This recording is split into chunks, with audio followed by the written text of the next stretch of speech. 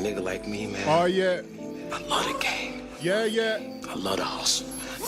Y'all know what time it is. You know a nigga got dough. You just tuned in to the most exclusive podcast, Mogul Moves Only. Hey, I need a meal a day. Gotta make me a meal. But we gonna turn up on this one. Money it cometh, then money it goeth. I got me a meal and make. We got a real professional in the building. Baby, I got some bills to pay. Bumping finest, H-Time Devil Cup. Gotta make me a meal a day. Hey, I need a meal a day. Gotta make me a meal a day. we gonna be talking money, man. Mogul Moves Only on this one. Hey, hey. My mama, she hit on my line and she say, baby, I got some bills to pay. So I need a meal a day. Gotta give me a meal a day. Yo, you just tuned in to the most exclusive podcast, Mogul Moves Only, with your boy, Big D the Mogul, a.k.a. Suge Diddy, a.k.a. Illuminati Jack, a.k.a. Big Thanos, a.k.a. Heaven on Earth. And I got a real money maker, a real mogul in the building, a real professional in the building. I got H-Town in here all the way from her hometown. She gonna tell you what hood she from. I call it Bompton. Nah, not at all. Nah. Don't even do Twist your fingers up. It's the West Coast, baby. Hey. No, I'm from Los Angeles. You was Tupac fan? Always. He wasn't even really from the West Coast, though. But I'm still a Tupac fan. Like, he That's repped cool. the West So Coast. who was better, Tupac or Biggie? They just got different vibes. Who was better, though? Pac, hands down. Grew up on Pac all the way. Okay. Without a doubt. So you like the bully. You like them aggressive dudes. That's what you Well, like. you mean my music or my man? I'm just saying in general. I guess if you're going to go for Pac, you like them real aggressive. Pac just was real. You felt it. The lyrics, just everything. It's Pac. Okay. But Biggie cool. Biggie, I will listen to Biggie, but I just relate with Pac. I tell you what, growing up, I liked Pac when I was younger because I like that aggressive, the bully. But I didn't understand Biggie. He was a little bit more mature for me. But when I got older and I understood the content of his music, Yeah. then But more. they both good. I just think they give something different depending on the type of music you like. So, West Side. So you like, I feel like you should switch up to Biggie now. Now that you're in Houston, Nah. you listen to Still- UGK.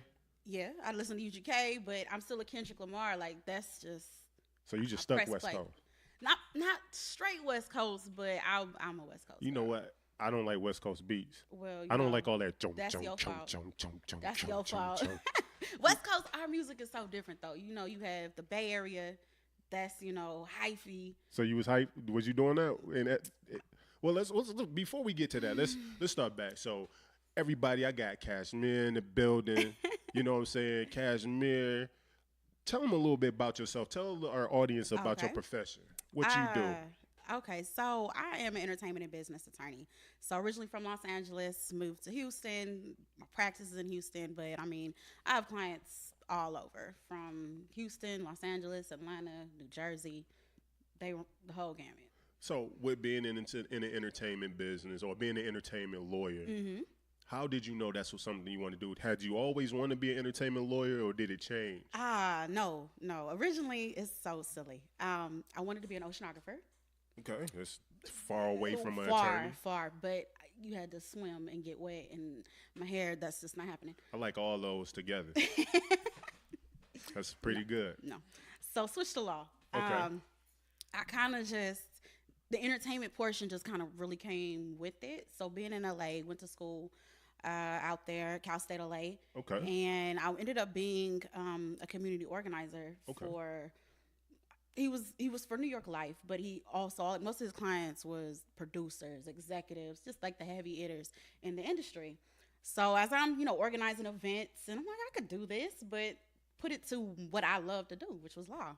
So it kind of just perfect fit all the way. Then I ended up, fast forward a few years, I got with B2K's lawyer. Okay.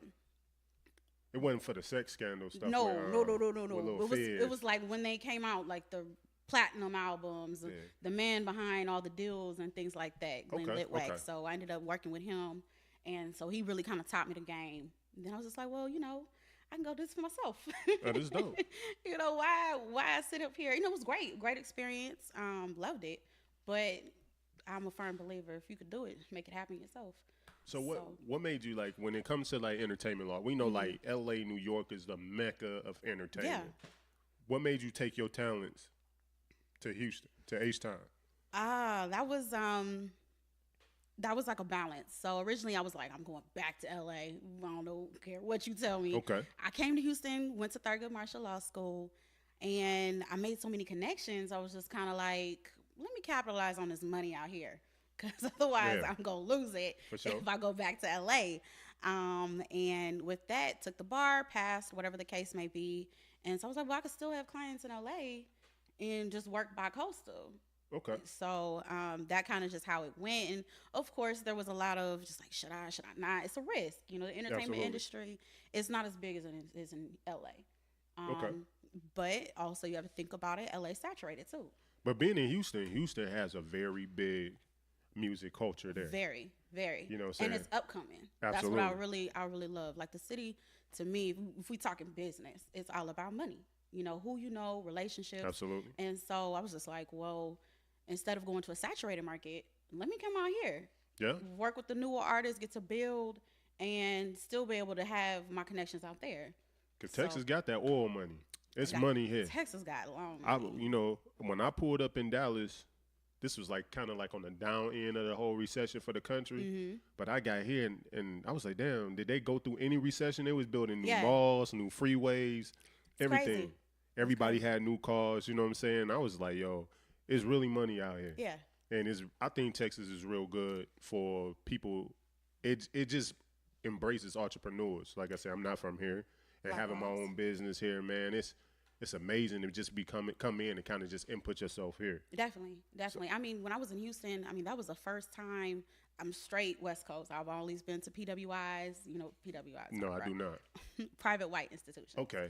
So that's all, you know, not HBCUs, basically. So going to Thurgood Marshall, that's a HBCU law school. Okay. So that was just a complete culture shift. But seeing just the black professionals and from lawyers to architects, engineers, it was like everybody's really helping each other, relationships. Yeah. Why not stay out here? Oh, that's dope. Because I graduated from the Bowling Green State University in Bowling Green, Ohio. But, you know, I never had the experience of HBCU. I mean, Bowling It's a Green, different experience. Yeah, I didn't want to go to one. I was nervous. I'm not even going to lie. But I really kind of feel like it all kind of just came together. Okay. So one of the main attorneys in the game, Steve Harvey's attorney, Ricky Anderson. Okay. He was the kind of that real, he taught me well.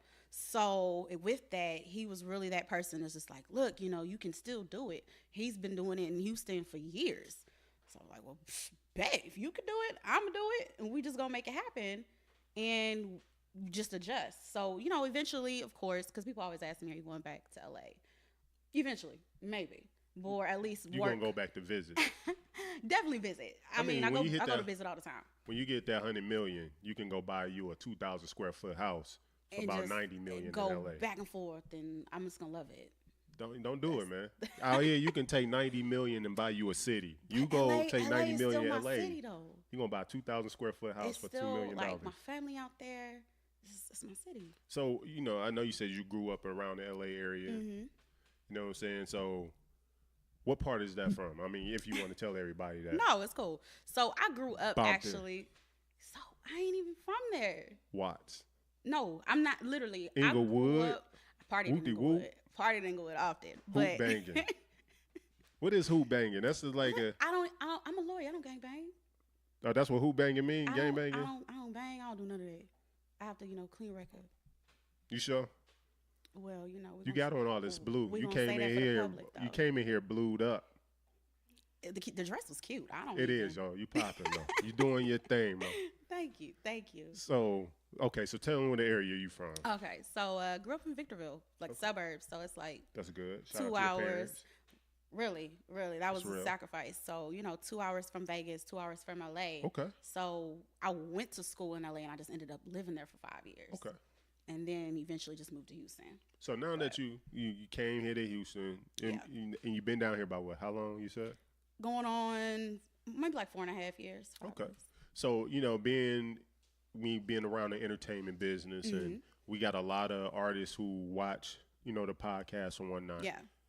A lot of them don't understand the importance of having an entertainment lawyer. At what point, I would ask is, at what point in the artist's career should they start looking to retain the entertainment lawyer? So if you're just playing in your, in the back and you're not really serious about your craft, you don't need me. Like, Okay. I don't even want to talk to you. No disrespect, but I'm not going to waste your time and money and my time either. Because the same amount that I put into a smaller artist is the same amount I have to put into a big artist. Okay. So the best time for me when you catch an artist, you can be new. That's perfectly fine. But I like to know, I have like this 10,000 hour rule. Have you put 10,000 hours in your craft? How serious are you about your craft? I need to see, what is your following? What are you doing to market yourself? And I understand, hiring an attorney is expensive. I already know, that's a given. But at one point, what are you willing to sacrifice to? Because if not the first person on the team, I'm the second person on the team you need to have. So if not, you have your manager, your general manager. Mm-hmm. They making sure, you got your gigs and you booking everything. But I'm that back person, making sure you getting your money. Absolutely. So I'm securing the contracts. I'm securing the tours, things like that. I'm working very closely with your manager. So once you're willing to kind of step out of just being in the basement or just doing the local shows, that's where I come in. Okay, so like, say for example, I've managed a few artists, mm-hmm. and we, when you're dealing with producers, like, okay, you got a lot of up and coming artists. They may not be in mainstream, they may not have that demand yet to really pop bubble. Locally, but they are working with producers, buying beats, working with photographers. Doing those things. But when it comes to like work for hire contracts or putting together artist producer contracts, should they already acquire attorneys to do those things, or should they just download templates that they see online? I do not do templates only because every situation is different, right? Right. So of course there's some generalities to them, but I'm a firm believer, keep it custom so then you can be flexible according to what you may need. Okay. Or at least have an attorney on as a consultant. Just have someone, just to talk to. Okay. Because I guess that was my next question. Like, can an artist do attorneys like kind of move like a la carte? Like, say for example, I'm not at the position yet to really retain you full time, mm-hmm. but these are some contract type of things that I use daily, like the artist producer split sheets or artist producer contracts or work for hire contracts. Can someone come to you and purchase like just those things? Definitely. Okay. So I can't speak for all attorneys, but for myself personally, I'm very flexible. So how much would that run for? If I need right now, why you putting me on the spot? I need artist producer contracts. I need my work for hire. Okay. Put together. Okay. I just decided I might want to sign an artist, so I need some management contracts. Definitely. What we looking at like right now? So I charge $200 an hour. Okay. Starting. So can you get that done in 30 minutes? No.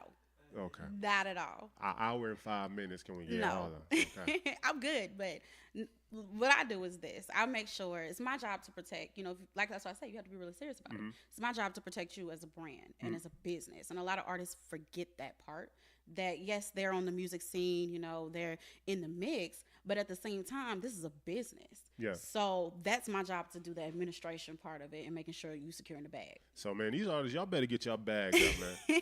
Y'all coming in here and y'all be asking for free studio time. Ain't nothing free. And you know what I'm saying? Free. All this studio time stuff, like, I'm already getting discounts, but you need to get an attorney. Even if you're trying to get some paperwork, you're looking at like $200 an hour. You know what I'm saying? So make sure to get your bag up, man. Y'all got to stop buying. You probably need to start buying fake Gucci belts if you ain't already doing it. You know what I'm saying? People don't know it's fake. You know what I'm saying? They don't care.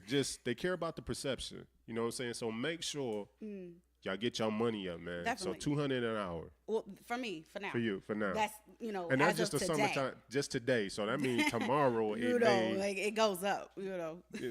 So what's some of the, I guess if you're an artist, or let's just say you're into fashion mm-hmm. or you're into acting mm-hmm. or, certain things of that nature, are there different type of entertainment lawyers for those things, or do it all encompasses and most attorneys can carry all fields?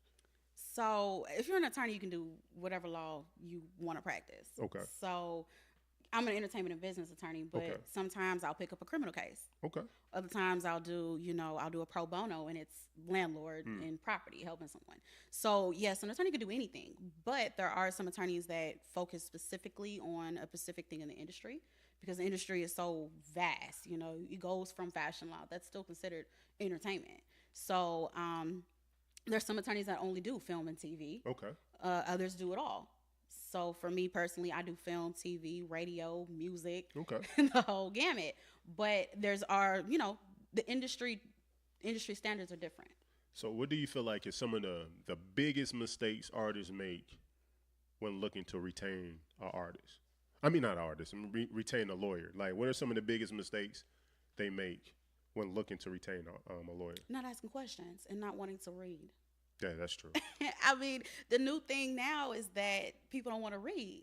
You don't want to read the contract. When I tell my clients, I want you to read my attorney-client contract. Read it, ask me questions. I'm accessible almost 24 hours a day. I'm always working. So, but you need to read and know what you expect out of me as your attorney and what I expect out of you as a client. You see what I'm saying? Yeah. And people just want to take the easy way. Oh, tell me about it. Summarize it. Nah, this is a business. So that's, to me, one of the biggest mistakes, not wanting to read. And then also not asking questions. Ask questions. You want to be educated on your craft. That's how you really make sure you're not, now as an attorney, I'm not saying I'm going to mess someone over. No, that's my license. Right. But I'm just saying, whatever, if you're doing a contract with a producer or a record label, you're not asking questions and knowing how far and how deep are you getting yourself into. What are the terms are you getting into? You need to ask that as well. Okay. I'm going to protect you, but I need you to be educated. So, like, with an artist navigating and dealing with attorneys, like, what are some things they should look for when sitting down and looking to retain the actual entertainment attorney? Definitely, what is their accessibility?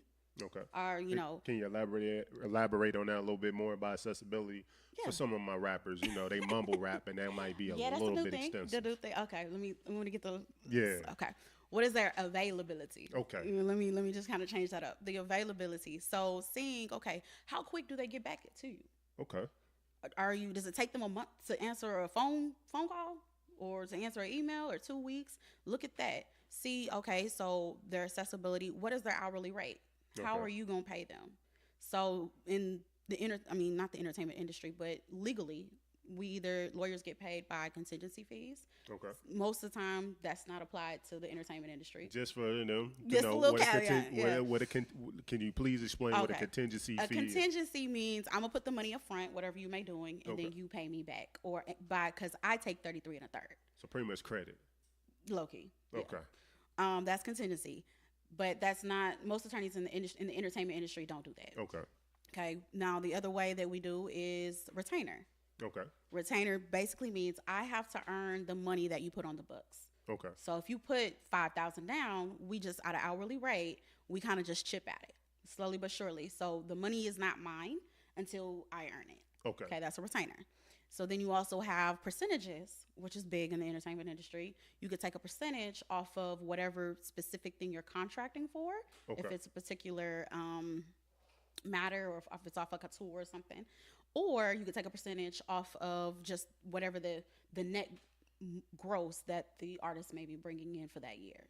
Okay, so like for example, so if an artist is preparing to go on tour, and he decides to do the percentage. He was like, hey, I want you to handle all the paperwork for the tour. The tour says it's going to pay me $2 million. And then you would say, okay, if I'm going to do a percentage, this is the percentage of that $2 million I want to handle all the paperwork. Okay. All the money that you make from that tour, I would get a percentage off of that. Okay. And so then if an artist wanted to do the retainer route, what he does is like, okay, this is my $10,000 budget. I'm going to put this down. And then whatever work they send their way, you take whatever that amount adds up to, you pull out of that budget. So that's why I said I charge $200 an hour. Okay. So that's it's more so in 6-minute increments. So every 6 minutes, we just chipping away at that $200 an hour. Okay. So we reach that complete 200. Okay. Does that make sense? So is it a limit, like when acquiring an attorney and you do hourly? Is it I guess you don't like say, hey, you have to get 2 hours with me. What you say is like, if I come to you like with contract work, you be like, this is how much time it's probably going to take me to generate it. Definitely. Okay. Definitely. So I'll look at, like, if you had a matter, I'll look at it, see, okay, we'll sit down. What are the parties? What's going on? What are you looking for? What is your goal out of this? Really get to know where you want to go as a business and where you are as a business. And then that's when I can gauge, okay, it's going to take about this amount of hours. Are we going to need to negotiate this contract? What's going on? You see what I'm saying? Okay. And also retainers, just to make it very clear for the listeners, retainers can be expensive. Not going to lie, because if you call me, I'm billing. If you email me, I'm billing. Now, if I decide not to bill you, I don't have to. But if we're on the phone for 30 minutes, like that's being charged. So how much am I being charged? Wait, Toya, did you ask how much we was? Let me tell you how my bank account set up, right? I got the way your account is set up. Yeah, man. How many minutes has this been so far, Mario? No, I'm playing. But no, so on an average budget though for an artist, if they're looking to go the retainer route, what would you say that they really need to set aside? Well, let me make it a little bit more broken down. Okay. Let's say you have an independent artist. Yeah, it's different. What do you tell an independent artist? How much do you think they need to set aside versus somebody that's already about to get assigned to a label or is signed to a label? How much do you think they need to set aside? Okay, if you're let's go to the easier part. So if you're signed to a label, 9 times out of 10, the label's already going to have in-house counsel for you or somewhere for you to tap in. Now, are you paying them? Yeah, of course, because that's going to come somewhere out of your royalties or out of something, that they're not doing that for free. Absolutely. Right? So you're going to be paying them somehow, some way. So if you're being signed to a label, that's less that you have to worry about, unless it's more so like a criminal action or whatever the case may be. But the game changes when you're with a label. But kind of with a label, wouldn't it kind of be like a conflict of interest? Using the person I'm about to go into a legal contract to counsel me going in. When I kind of, as an artist, want to have my own counsel. Now, are you already in the label, or let's say I'm getting ready to get to the label? Yeah, then of course you want external counsel. Okay, cool. Okay, so then when an independent artist, what do you think is a good starting point to retain, or should they go percentage rate route? I would say starting, because at the beginning, most artists, they're not making enough money to give me a percentage. That's true. And to still be able to eat, to be fair, right? So I prefer my money right now. Okay, I feel you. Me too. If I'm doing the percentages, I'm waiting for you to get paid. I don't get paid till you get paid. That ain't no guarantee. Okay. You see? So if you're talking about retainer route, if you're doing a retainer, you want a decent retainer. Because no attorney likes to chase you for money. Right. I hate having to be like, hey, I need more money. Like, no, that's put enough down there so we can get what we need to do. So what's enough? I need to put like 10 bands, 15 bands, 20? Anywhere between 5 to 10. Okay. Now, if that's it's not at all. But if it's like, you just need a contract review or you just need to consult with me for something, then we could just do like a flat fee. But at the end of the day, once that's done, we're done. You know what I'm saying? The scope of our relationship is over until you need something else. So just to get an audience, can you let them know like where you practice at? How can they get in contact with you if they're looking to retain? Definitely. So if you're looking to retain me, you can definitely reach out to me. My email is kterry@liberatinglaw.com. Okay. Shoot me an email. You can catch me on Instagram and Facebook. IG, okay. At the industry attorney. So it's ATTY. Don't spell out attorney. Okay. Or, you can also call me. So my number is 832-304-1641. That's my business line. I work all the time, so I'll reach out to you.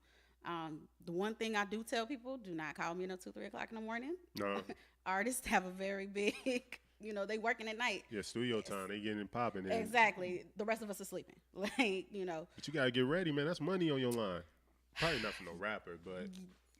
Money is money. You know what I'm saying? But at the same time, there's a work-life balance. Do you take Balenciagas and pay as a payment? Nah, I like cash. Cash, no. Straight money. I mean, rappers all got Balenciagas. They bring you those in bulk. That's nice, but I some prefer Jordans, some retro. My bank account don't recognize that though. I feel you. But you be fly though. Matter of fact, she fly right now, man. She got them falcon wings on her eyes. You see them things batting in the, really? You know what I'm saying? I see you out here, man, popping and stuff, man. So, thank you. A lot of music. You know, so we talked about the business, and we Yeah. got our people and our audience out there to see what you do. But a lot of music came out lately. Have you listened to that Tiana Taylor album yet? I haven't. I've been. She gets so crazy nasty busy. on there. Really? I like it. Ooh. I like it a lot. You listen to Kanye? A lot of people still mad at Kanye. I was salty.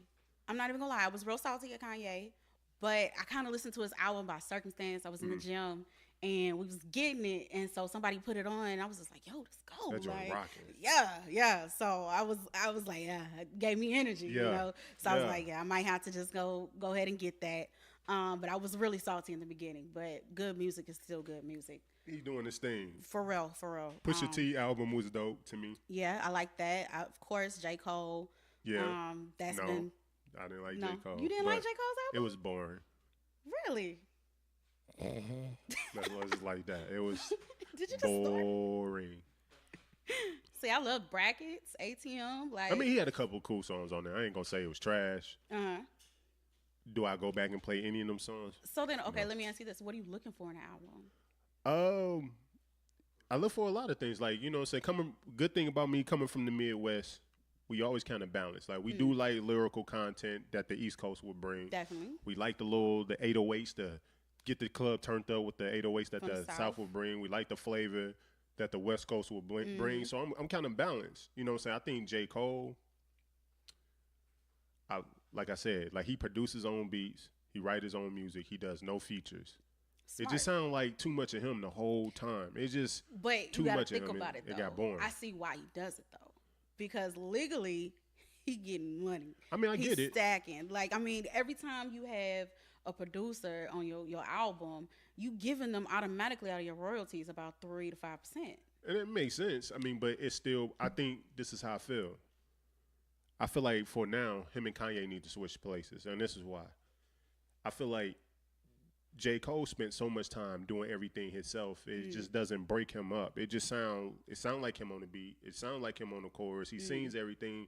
It just kind of get bland. You want some change to it. Okay. I feel like Kanye brings too many people into his mix, and he sounds like everybody else. Because, like, you know, he fly out Drake out to Wyoming, and they work on some stuff. He fly out Dream. He fly out this person. He fly out this person. So he sounds like everybody else. I want him to go back to the Kanye that was just him. So, yes, I need him to make his own beats and him to pen. With the good content. But then if he focus on makes his himself. own beats like he was originally, then it's all just kind of the same, like where J. Cole, you say, is. But for so long, Kanye haven't been his best because he's been bringing everybody else in working Too on many this stuff. people. Yeah. I really feel like it's like a balance. If you have too many people, then I'm not getting enough of the artist.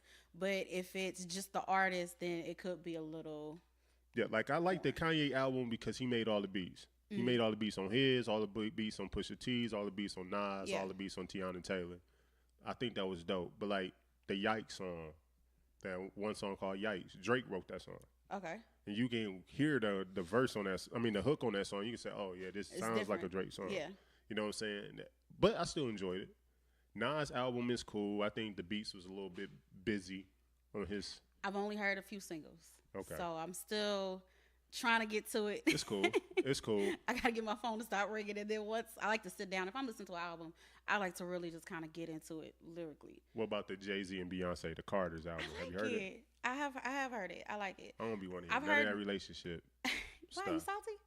No, I'm not salty at all. I just don't want to ride and hear about people in love. I be wanting you got to shoot somebody or talk about something political. I They ain't talking trying to. about something different though.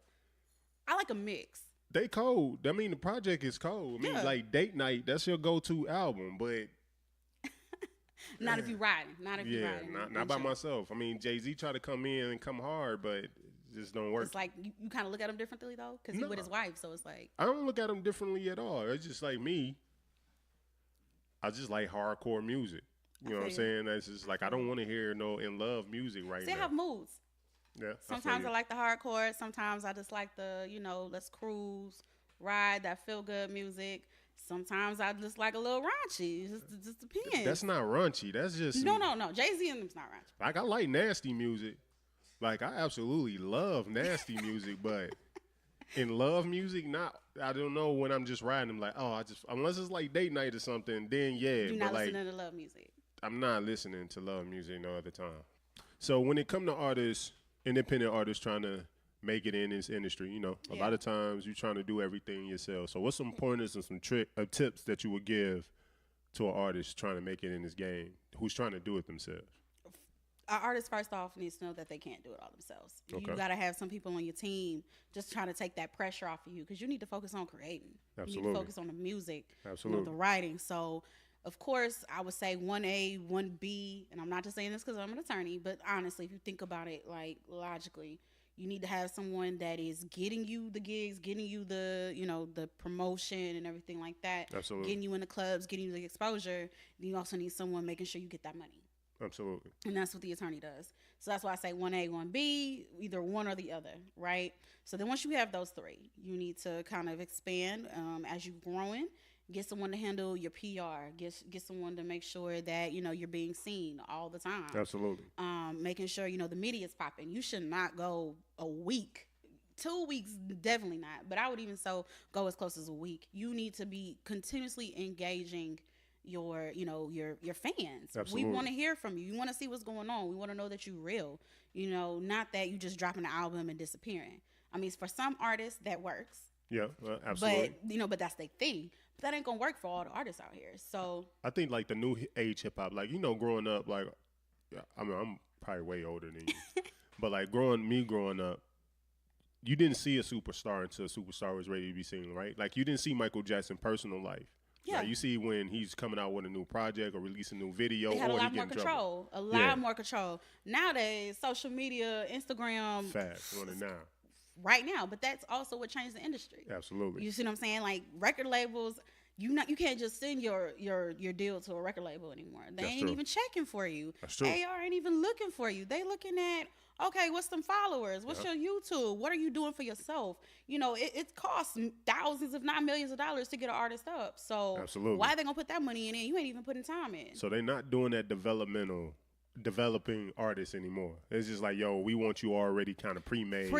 You already got a following, you already got a base. So then we just giving you exposure. We taking you international. We getting you into more households. You know what I'm saying? Absolutely. But it's not necessarily. That's why the game is just completely changed. You need record labels, but then at the same time, it's possible for you to do it yourself. That's why you see a lot of independent artists handling it. Now, yeah, that's a lot of responsibility too. Absolutely. That's why this is a business. So if I hear you correctly, so what an artist need to do, he need to, one, make sure he's secure a manager. Definitely. Need to make sure he's secure an attorney. Definitely. And then the third person need to secure a publicist. And then the next person, as you're growing and your bank account is growing, you need a business manager. Okay. So you have a general manager, then you have a business manager. The business manager is like the one with the accounting background, a CPA, managing all your royalties. I'm making sure them taxes getting paid. Exactly. That's how, that's everybody on the team. And then the next person after that, agent. Okay. So, I mean, it's something that's building. It's not going to happen overnight.